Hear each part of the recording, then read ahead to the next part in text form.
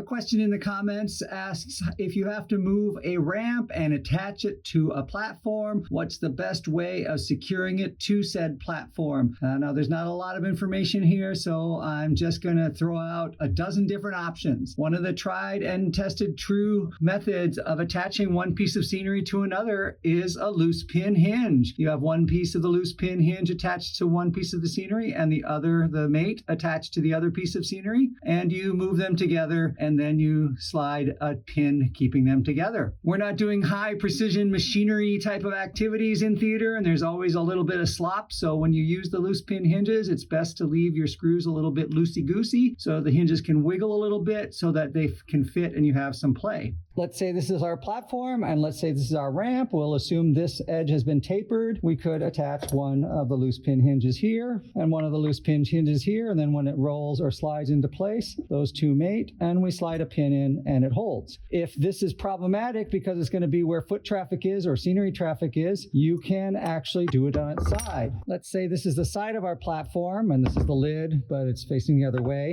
Our ramp comes in here. This is our ramp lid. We could put the hinges on the side there. Now they are not going to be in the way of anyone walking over them or scenery tripping over them. If your stage allows you to drill holes into your floor, then you could use some of these slide bolts and you can have them attached to the side of the ramp, and then when it's in place, they drop down into the hole of the stage floor and that secures them into place.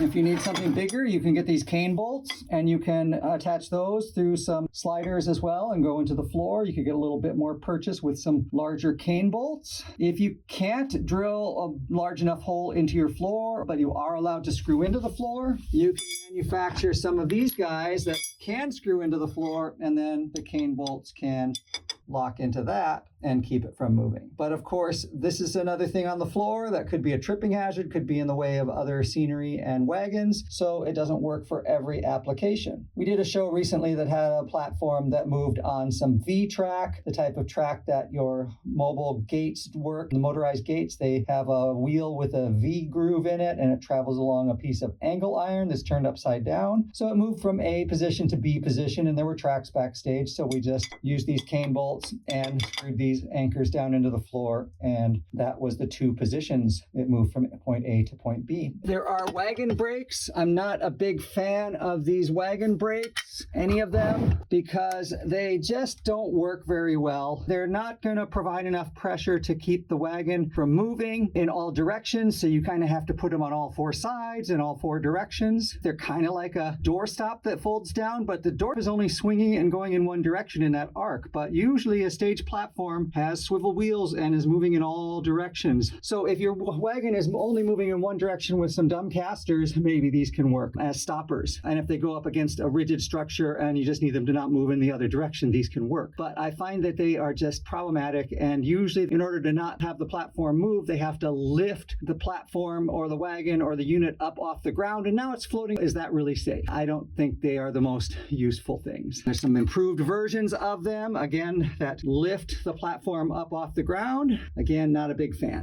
A different design of wagon brake. This actually lifts the wagon up off the ground. Colson makes these, and you step on that and it lifts it up and it takes it off of the wheels. This would be a better, more stable base. This is a new and improved type of that wagon brake. Again, I just don't like these. They basically, you have to lift the whole thing off the ground and you have to calculate that into your design. It's the part that rolls on, and then when it gets lifted off the ground, it's another quarter of an inch, half an inch, however much it needs to move. I just don't like them. They don't work very well for me. But maybe other people have success with these and can share. I have used wedges before, cut notches in the side of my platforms and put wedges in there. It's a little bit of a clumsy way, and sometimes it works and sometimes it doesn't. All things said and done, my top choice of preference is to actually use these Colson casters, either the Ecoforma or the Performa casters. This is the Ecoforma. It's a really nice quiet caster, really nice quiet material, and they have the total lock system. You step down on this, it's really easy to step down.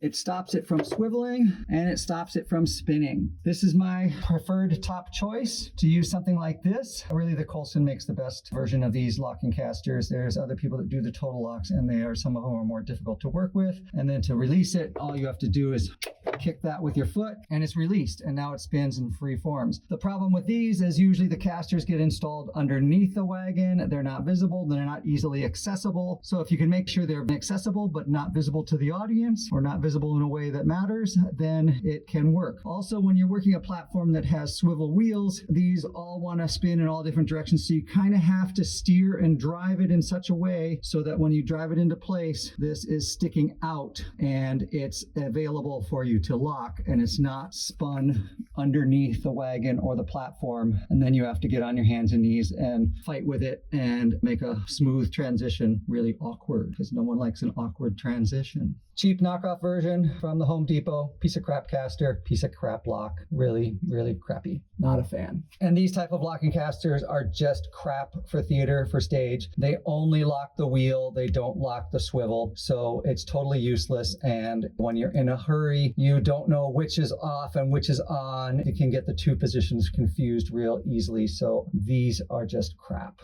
If you're expecting to move a wagon and have these be your stoppers, you're going to be in pain the entire time. You're going to be in misery. Don't use them. Get some decent casters. Again, I'm a big fan of Coulson.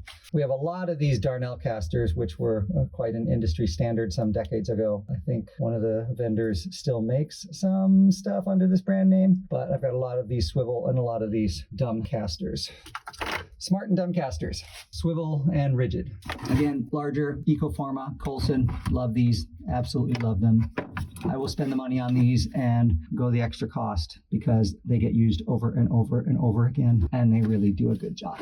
And there's a whole bunch of more unknowns that aren't clear from the question in the comment. Is this platform being carried on and set down? Is it on wheels? Is it a wagon? Is it driving on straight? Or does it have 4 swivel wheels? The movements, that's going to affect your decision on which of those options to use as well.